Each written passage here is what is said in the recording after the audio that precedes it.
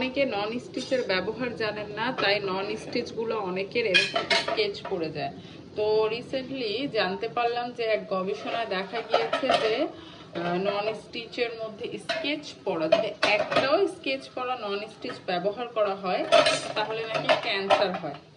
অনেকে নন স্টিচে এ ধরনের খুন্তি ব্যবহার করেন, যেটা ঘষা লেগে লেগে এই যে নন স্টিচের কালো আয়রনগুলো উঠে যায়। আবার অনেকে তারের মাজুনি দিয়ে নন স্টিচটাকে ইচ্ছা মতন ঘষেন, যার ফলে এই এই কালোগুলো উঠে যায়।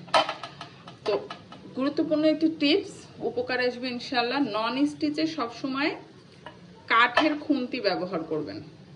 নন স্টিচে সবসময় কাঠের খুন্তি ব্যবহার করবেন, কিংবা সিলিকন। কাঠ কিংবা সিলিকন, কাঠ ব্যবহার করাই বেস্ট। আর তারের মাজুনি নন স্টিচে ব্যবহার করবেন না। নর্মাল ফোম দিয়ে নন স্টিচ করবেন। ফোম দিয়ে নন স্টিচ সবসময় পরিষ্কার করবেন।